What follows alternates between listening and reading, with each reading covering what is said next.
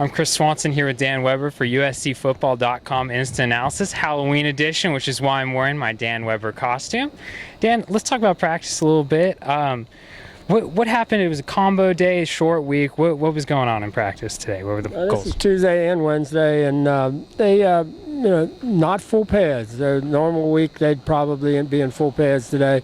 They were shoulder pads, helmets, shorts.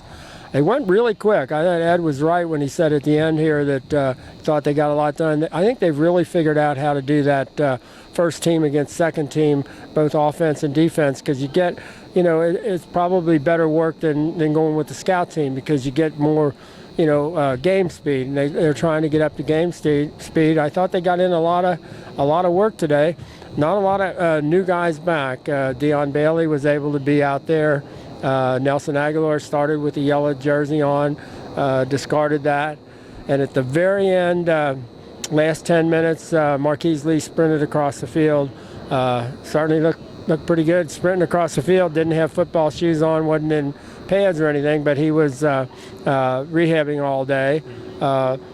Didn't see people like Kevin Graff, Randall Telfer, Jalen Coe-Fitzpatrick, Sue Cravens, those guys, they weren't out here today. So we would think probably you're looking at the personnel combination that you pretty much saw the second half of the Utah game to move on right on through to the Oregon State game.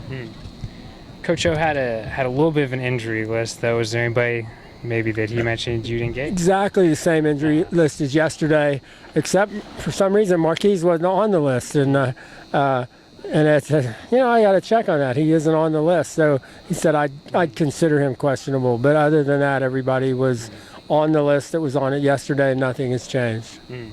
Let's talk about USC's kicking situation. They spent some time on special teams since that Notre Dame game. What did you hear from Andre Hidari today when you talked to him? Well, he's very upbeat now. I mean, he spent a lot of time after the Notre Dame game, hour or two every day in the office with Coach Baxter. And one of the things he did was he went back and looked at every single kick he's made since he's been at USC, and he could tell that he definitely was doing a couple of things different from how he kicked as a freshman.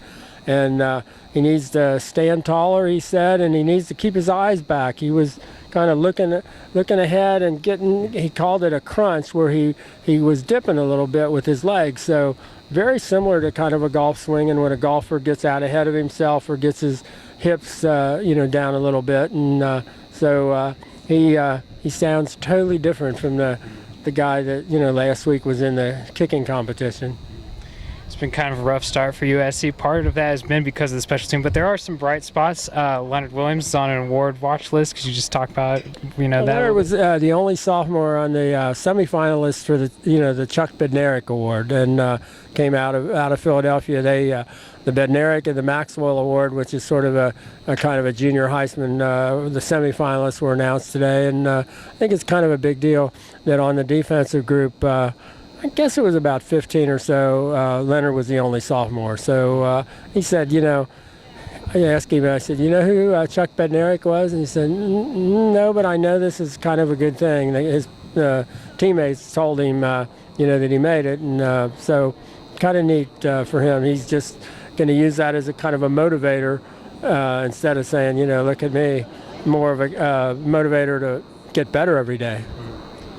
Anything from practice that maybe stood out to you or that you want to add, you think? Well, I like the way it ended on a turnover Tuesday, a really nice pick six by Leon McQuay, the third, and the kind of thing that if you could get one of those in this and on Friday night, I think that really would matter. But Leon really looks like he's, belongs there. Demetrius Wright had such a good game the other day. He looks like he belongs there, and it's going to be a real key. The other guys that have to play well because of the way this team runs a lot of those short screen and underneath stuff are the inside linebackers. They've got to play the pass really well because Sean Mannion just keeps throwing them at you, and Brandon Cooks is really good. So Mike Eckler is very enthused about the way Anthony Sorrell is playing, and so those guys know they're coming at him, and they need to know where the ball is at all times, and Mannion will throw into traffic. So you're going to maybe get a shot. Well, that's all we have here from Howard Jones Field. For Dan Weber, I'm Chris Swanson dressed as Dan Weber. Log on to uscfootball.com for everything USC football, and happy Halloween.